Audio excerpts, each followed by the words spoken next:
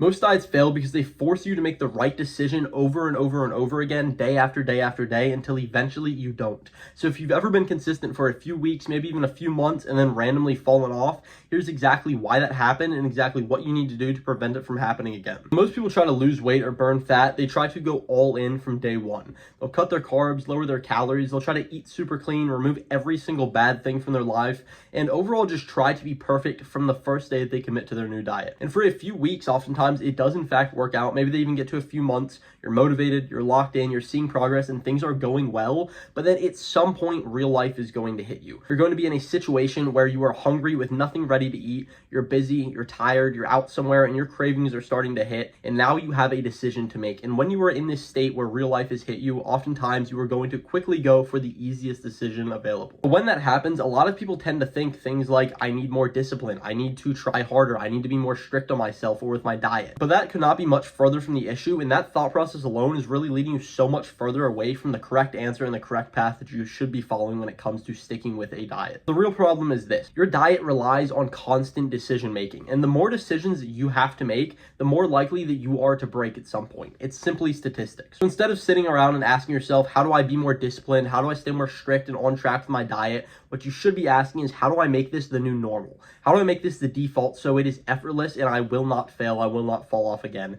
It's easier to stay on than it is to fall off. And once you start asking this question, this is truly where you start to see the difference between diets that fail and diets that really do work long-term and produce good results. Thankfully, I do have a 6-step system that I follow personally to fix my diet and stay on track for the past 4 years. And I've given this to several other people as well, and it has completely changed their lives when it comes to their diet. The first step is to make food simple for yourself. So I know a lot of people, when they start a new diet, they like to overcomplicate everything. And the truth is, you do not need 50 different meals. You don't need to cut out everything that you know and love. You don't need to make it harder for yourself than it needs to be. But what you do want to do is make a few simple meals that you can repeat every single day. And I would also, on top of this, prioritize single ingredient, whole foods, things that your great grandmother would recognize, for example.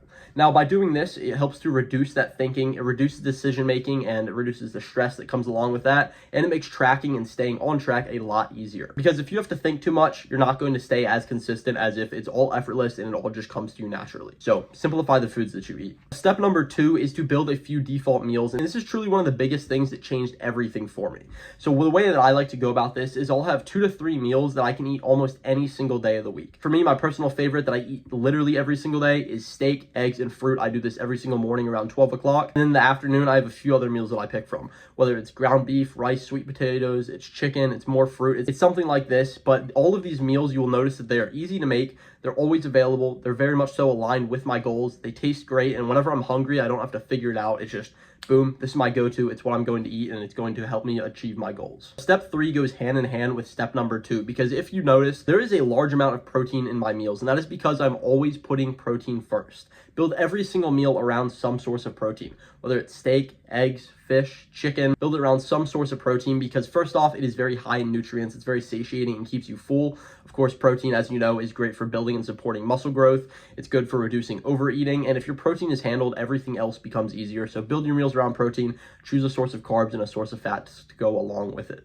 Now, rule number 4, this is where most people do tend to lose without realizing it, because if your environment is off, you are going to eventually fall off too. So what am I talking about here? If your entire house is full of junk, your pantry, your cabinets, your fridge, your freezer, it's all full of garbage, at some point you're going to eat junk. But if your house is only full of good, healthy foods that support your goals and help you get closer to where you want to go, it's the only option available. What do you think you're going to do next time you get hungry and you have a craving? You don't have the option there to truly fulfill that desire of that craving or that sweet treat or whatever it is that you want. You are going to have to eat something healthy instead, stay on track with your goals, and it's just automatic. Your environment is a massive one because it helps you to remove bad options, it helps you to stock up with good ones, and it makes the good option the easiest choice possible. Now, the 5th rule is to remove randomness and start structuring your eating.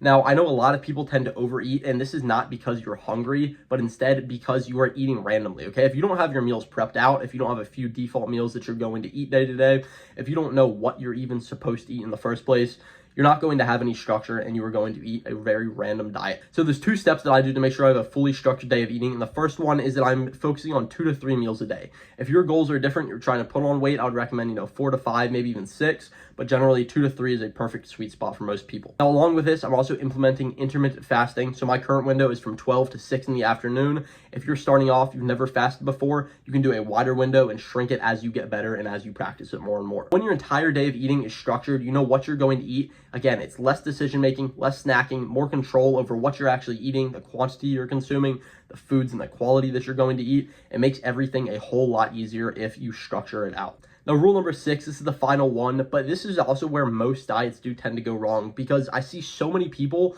want to get in good shape and they remove everything bad that they used to eat.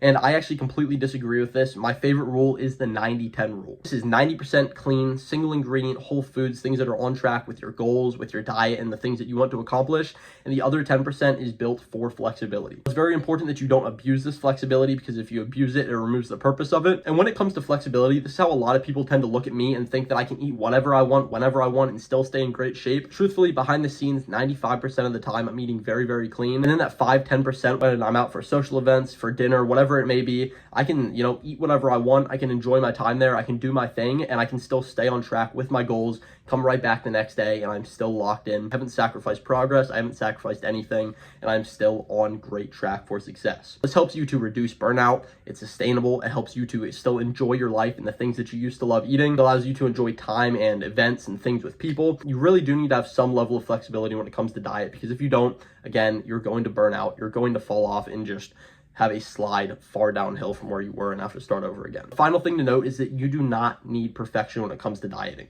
Again, 90-10.